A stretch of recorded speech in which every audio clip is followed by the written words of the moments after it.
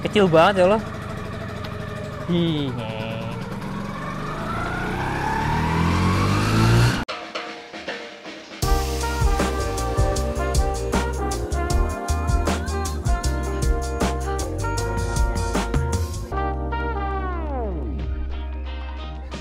Halo semuanya, ketemu lagi sama Deddy Mas di sini, dan kali ini selamat datang di episode pertama dari series Belajar Vespa, di mana gue ingin mencoba belajar lebih jauh tentang Vespa.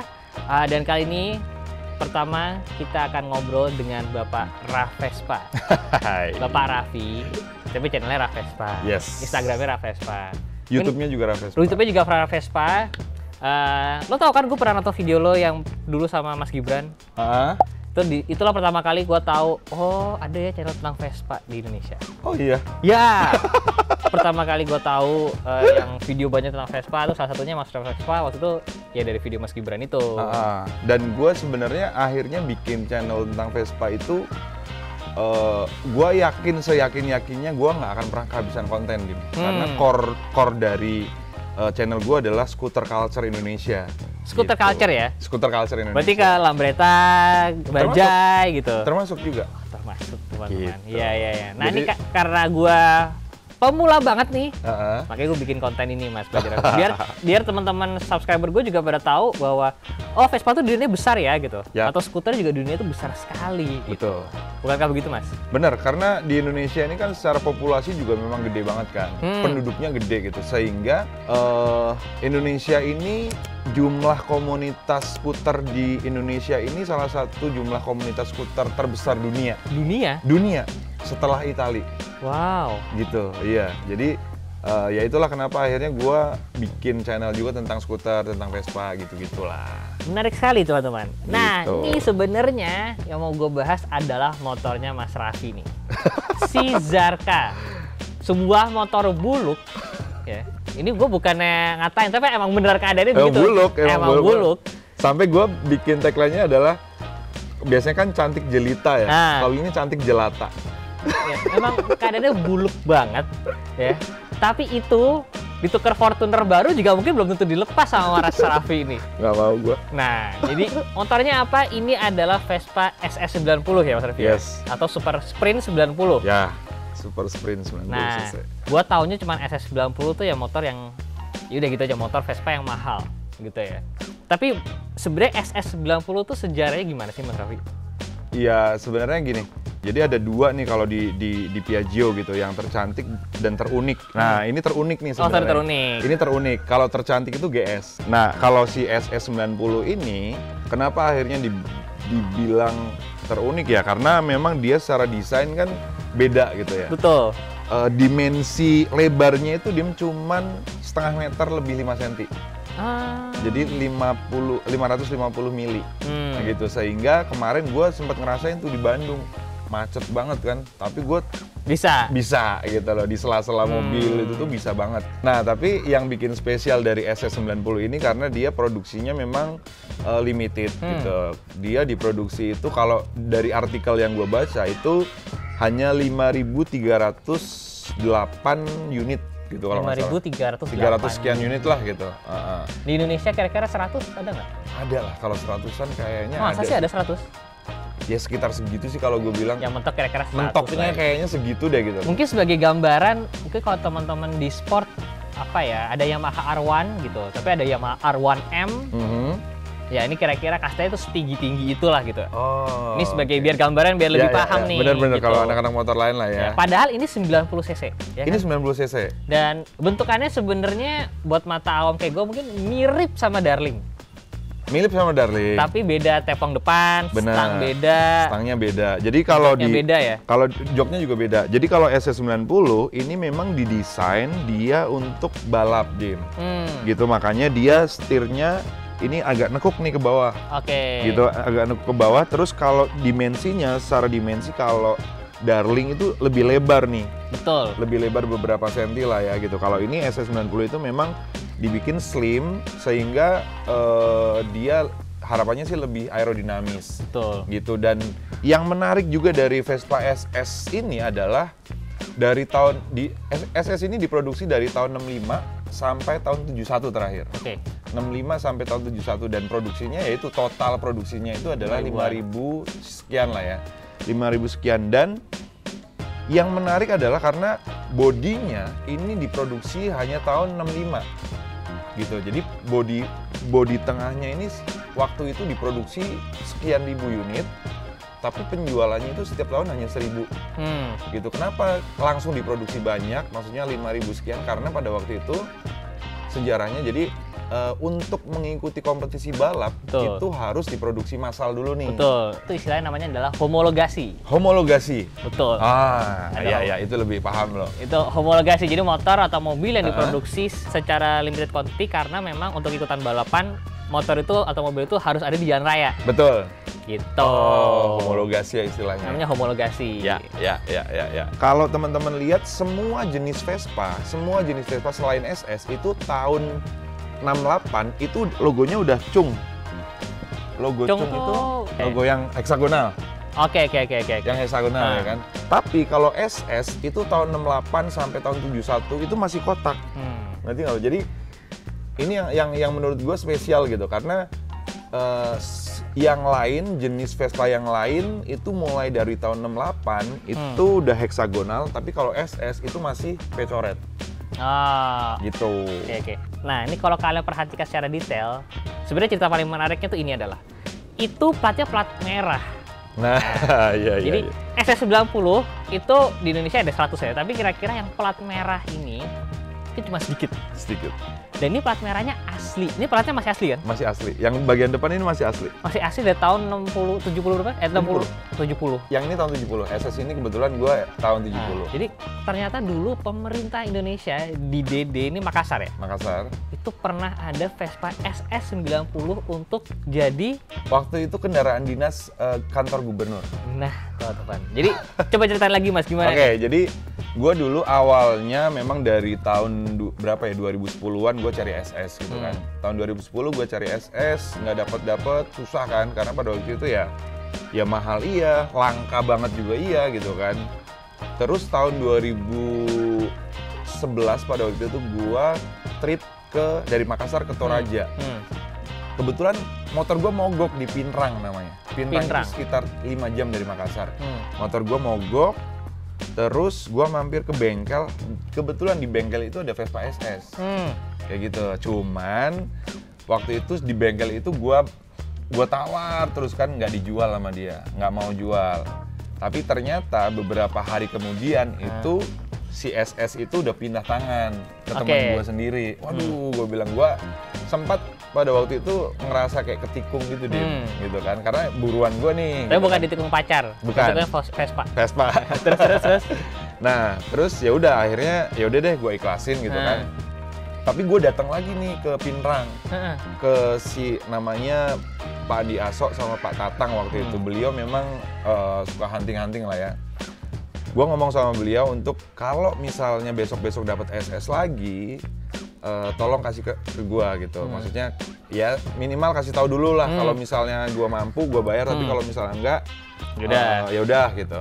Ya udah akhirnya sekitar 6 bulan kemudian tuh. Jadi bulan Maret 2012 dia kabarin tengah malam, Mas Raffi pesananmu udah ada kata dia.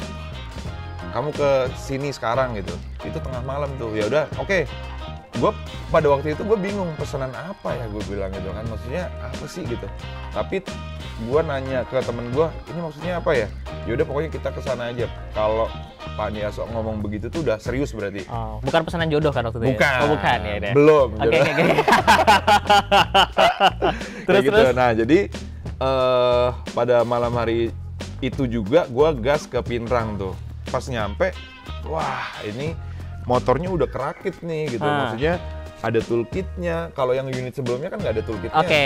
Yang motor ini ada toolkitnya, ada wheel dop, ban serepnya gitu kan, ada joknya juga lengkap gitu. Wah langsung. Dan di situ ada STNK-nya juga. Cuman kan gue nggak kepikiran bahwa ini plat merah segala macam, itu nggak kepikiran. Ya udah akhirnya kita transaksi, deal, bawa pulang. Nah terus gue nanya terus nih, BPKB-nya harusnya ada nih, gue bilang gitu kan, BPKB-nya harusnya ada. Cuman. Tapi lu udah sadar belum tuh plat merah? Belum. Oh belum? Belum sadar. Jadi pas gua bawa pulang, ini kondisi motor itu udah kecat sebenarnya, warna biru, udah ketimpa warna biru semua. Termasuk platnya. Nah, termasuk platnya juga biru nih semuanya. Yang tersisa tuh plat depan kan, biru semuanya. Nah, untuk ngupas warna timpaan itu kan pakai thinner nih. Gua thinnerin semua sebadan gitu kan, termasuk plat nomornya. Nah, waktu plat nomor itu gua thinnerin ternyata merah nih. Jadi ini nih, ini masih tersisa nih warna merah. Lah, gua bilang kok warna merah ya, gua bilang gitu. Nah, gua sambil gue follow up terus BPKB-nya. Jadi gue tanya BPKB-nya kemana. Si pemilik itu mereka ngomongnya BPKB-nya ini masih ada di BRI. Gitu. Jadi kayak jadi jaminan segala macam lah. Iya. Oke. Terus singkat cerita setahun kemudian gue baru dapet BPKB-nya. Akhirnya gue tebus lagi tuh BPKB-nya karena gue ngomong, Pak, kalau misalnya ada BPKB-nya bawain nanti saya bayar gitu, saya tebus gitu. Berapa, maksudnya Bapak minta berapa deh gitu. Pada waktu itu berapa? Sekitar 2,5 kalau nggak salah. Akhirnya gue tebus dan akhirnya setahun kemudian gue dapet BPKB-nya. Pas gue buka BPKB-nya, gue pelajarin, gue lihat-lihat, ternyata ada stempel tuh kendaraan dinas gitu kan. Terus alamat pemilik dari Vespa ini tuh alamat pemilik Kantor Gubernur Sulawesi Selatan, Jalan Ahmad Yani nomor sekian gitu. Itu yang anjing, ini menarik banget gitu kan. Karena pada akhirnya kita jadi tahu gitu bahwa oh tahun segitu tuh ada motor dinas, SS, dan ini di kantor gubernur. Itu kan jadi kayak sejarahnya. Betul. Jadi kita jadi belajar sejarah gitu, Dim. Iya kan?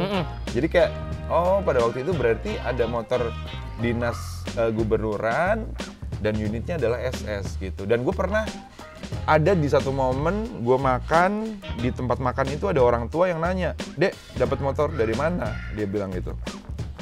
Dari Pinrang, Pak, saya bilang gitu.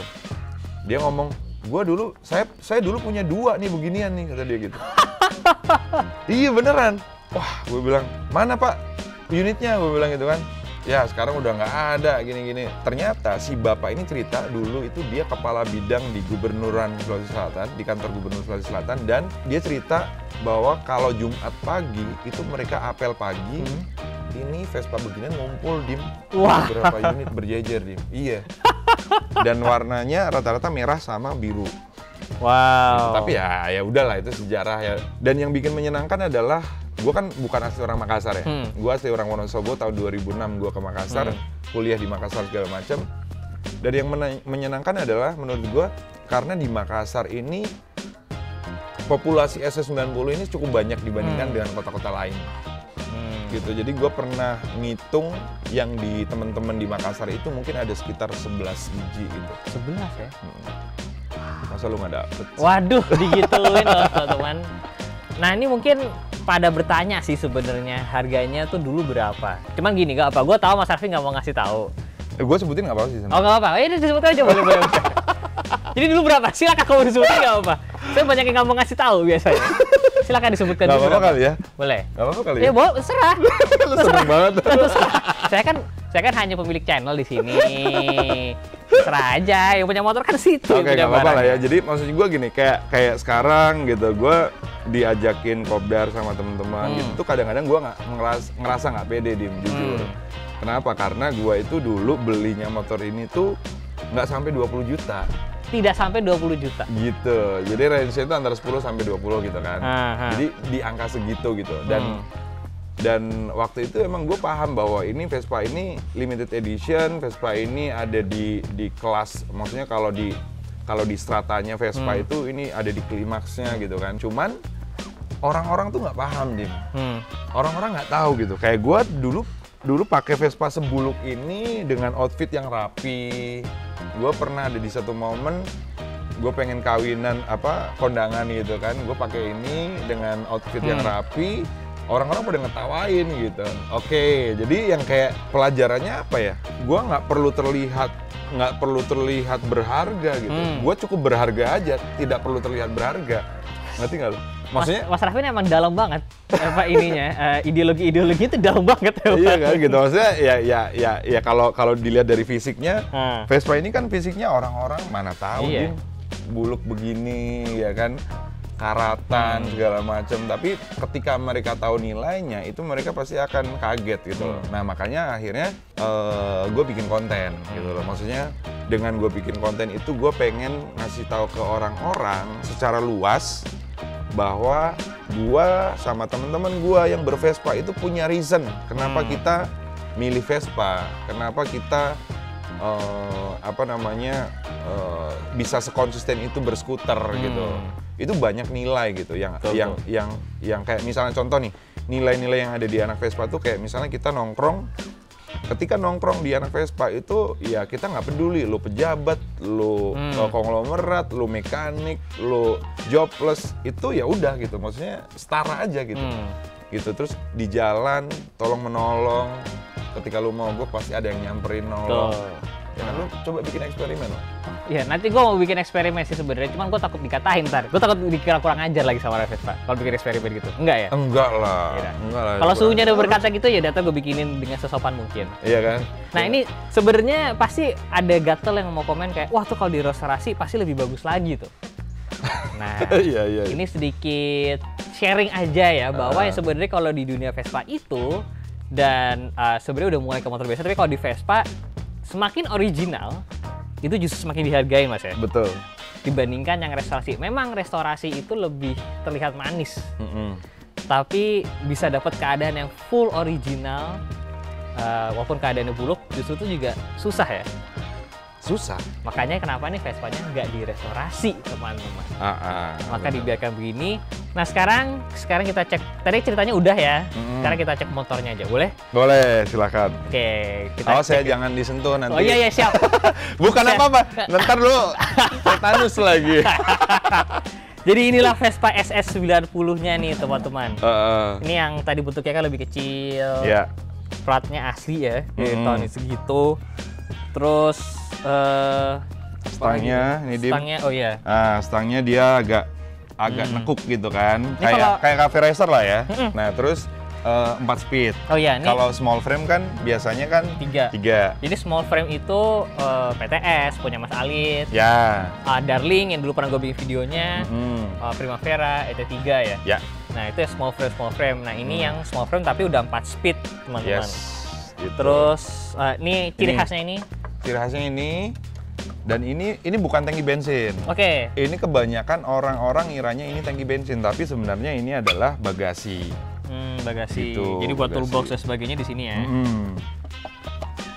Oke. Ini ori nih ya? Ori. Bawaan. Nah ini Dim, kalau lu lihat, jadi teman-teman, ini kan patina nih, tapi warnanya beda. Ini sama ini Dim. Oke. Ya kan? Kenapa beda? Karena yang ini toolkit sama wheel dopnya ini disimpannya waktu itu di plafon Dim. Oke. Jadi nggak kena matahari. Tapi yang ini udah ditimpa. Pernah ditimpa, makanya timpaannya gua kupas sehingga warnanya beda nih. Yang ini belum pernah ditimpa, ya kan? Yang ini belum pernah ditimpa, yang ini pernah ditimpa cat. Oke. Jadi patinanya beda, karakter patinanya beda. Patina itu ya ini teman-teman. Belel-belelnya ini biasa disebut orang dengan patina. Istilahnya itulah ya. Nah, jadi ini khasnya SS tuh ini ada tulisan Super Sprint 90 di sini juga. Yes. Ada ban serepnya di sini, ada wheel di sini, dan ini kalau kalian bertanya kenapa ada busa di sini, kenapa Mas? Karena biar kalau nunduk. Kalau nunduk sih sebenarnya, cuman ya meskipun nggak kena banget. Ya, cuman biar nunduk. Kira-kira ini di sini. Kalau misalnya gitu, buat bantalan gitu. Terus joknya juga beda ya? Joknya beda. Oke. Joknya ini kalau Darling spesial gitu kan bukanya ke depan. Kalau kayak Vespa biasa lah ke depan. Ini ke belakang. Jangan lihat, berantakan banget. Ini boleh dong di shoot. Asik. Ini Mas Farid yang bikin? Iya, ada sign-nya Mas Farid. Ada Vespa. Mas Farid ini yang waktu di vlog ngambil Vespa gue itu yang di Jogja. Yang seorang vokalis. Nama bandnya Festivalis. Pasti tahu lah teman-teman di sini. Foto gue posting ada Mas Farid, wah itu kan Mas Faridnya Festivalis gitu. Iya. Mesin sama Darling sama-sama 90. Sama-sama 90. Jadi kan kalau small frame kan ada 3 nih. Ada 50, 90, sama 125. 4 berarti. 50, 90, 100, 125. Kalau ini kan 90 gitu. Tapi ini 4 speed. Oke. Gitu. Mesinnya sih cenderung sama sih kalau sama Darling gitu. Tapi Darling itu lebih kecil sebenarnya. Oke. Sama-sama nggak tahu, gua nggak tahu sampai sekarang juga nggak paham kenapa SS ini bloknya itu sama lah kayak spesial gitu. Tapi kalau Darling bloknya itu meskipun yang 90 cc itu lebih kecil. Oke. Kayak gitu. Ininya, silinder ininya. Silindernya. Berarti ini bornya lebih kecil tapi stroke-nya mungkin lebih panjang. Ya mungkin lah ya. Kan cc silinder itu kan dihitung dari besarnya silinder itu kan. Sama. Tapi cc-nya sama kan, berarti 90 cc sama. 90. Cuman ininya lebih kecil, berarti ininya lebih panjang. Ya. Ya ada perbedaan situ sedikit kira-kira lah, teknikalnya gitu kira-kira. Nah, perbedaannya itu aja kali ya sama yang lainnya ya? Perbedaannya? Ini. Ya, sama ini, terus apa lagi ya? Itu aja sih sebenarnya, nggak terlalu.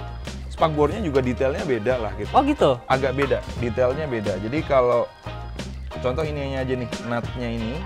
Nutnya ini kalau SS itu agak tinggi, kalau Darling atau spesial itu dia agak di bawah gini. Bentuknya juga agak beda. Dia lebih aerodinamis lah gitu. Ini terakhir dicuci kapan, Mas? Di Jogja kayaknya. Iya, kayaknya di Jogja deh. Ya, gue tuh jujur sebenarnya gatel banget pengen nyuciin tau nggak buat Mas Raffi. Gue agak-agak gatel ngeliatnya. Enggak, soalnya kan ini kan baru dipakai touring kan, dan ya udah. Ya, boleh lah. Mungkin ada yang bertanya juga kenapa disebut small frame, karena kalau dibandingin sama yang ini large frame. Eksklusif 2-nya itu large frame. Nah, jadi ada 3, Dim. Oke. Ada 3, small frame, large frame, sama wide frame. SF. Wide frame itu yang tahun 50-an. Oh, VLB yang di Om Awe.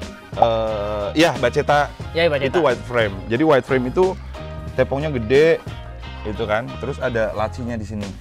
Oke. Itu wide frame. Nah, ini boleh dicoba apa enggak nih? Boleh dong. Boleh. Cobain lah. Depan rumah aja. Gue takut soalnya kalau nyobain jauh-jauh. Kita nyobain depan rumah aja. Silakan. Nah, helm kali ini kita pakai dari Trooper yang sudah SNI dan sudah ISO ya. Sudah nanya ISO dan ISO sudah oke. Gue nyobanya nggak jauh kok, Mas, depan rumah aja. Nggak apa-apa, jauh juga nggak apa-apa. Oke, ini kita coba dulu nih. Udah bisa ya? Oh iya, sudah diajarin yang masternya. Ini beneran kecil. Kecil banget. Pakai banget sih. Ada teman-teman, ini tingginya cuman segini doang. Sepinggang gue, sekecil itu motor ini. Langsung ini aja nih. Pelan-pelan aja. Pelan-pelan tuh maksudnya dia mau nyombong. Gak usah kencang-kencang, mesin gua langsung nyala. Iya. Kecil banget ya Allah.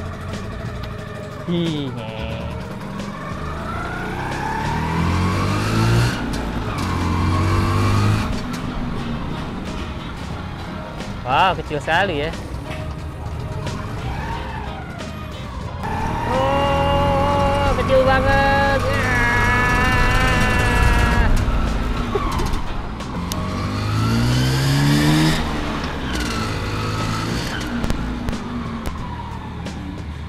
Rasanya beneran kayak naik motor kecil ya. Sekecil itu loh rasanya, kayak naik mini bike jatuhnya. Gitulah teman-teman, Vespa SS90. Kita parkirin lagi kali ya. Deg-degan gua, saya kalau rusak nggak bisa ganti. Gila, enteng banget sih motor. Kayak mainan kan? Kayak mainan, asli kayak mainan, nggak bohong. Akhirnya kesampaian nyobain SS90. Ini salah satu wishlist gua nih. Amin. Ya, semoga Mas Raffi mau berbaik hati seperti Bapak yang di Pinrang ya. Ngasih tahu kalau ada SS90 yang bisa dipinang dengan harga yang lebih masuk di kantong saya. Jadi sekian dulu aja teman-teman, mungkin untuk belajar Vespa kali ini kita belajar tentang SS90 yang unik di Indonesia karena ternyata sempat jadi motor dinas ya. Betul. Nah, di beberapa daerah mungkin ya. Di beberapa daerah mungkin ya. Yang udah ketahuan di Makassar. Yes. Mungkin di kota lain, di provinsi lain mungkin ada juga, kita belum tahu. Ada juga mungkin ya, makanya. Nah, habis ini kita akan lanjutin episode belajar Vespa. Belum tahu ke narasumber yang mana lagi karena masih dipilah-pilah, tapi tungguin aja. Makanya jangan lupa subscribe ke channelnya Denny Mas dan juga ke channelnya Mas Raffi Vespa Scuvlog. Vespa Scuvlog. Terima kasih banyak loh Mas Raffi. Sama-sama, Dim. Untuk waktunya sudah jauh-jauh dari Makassar ke Jogja nemenin gue dan ke Jakarta mau diundang ke sini. Terima kasih sekali. Kalau kalian suka video jangan lupa di like. Yang baru jangan lupa subscribe. Coba kasih tahu nextnya kita bahas Vespa yang mana nih. Kita save jalan. See you next video guys. Bye bye.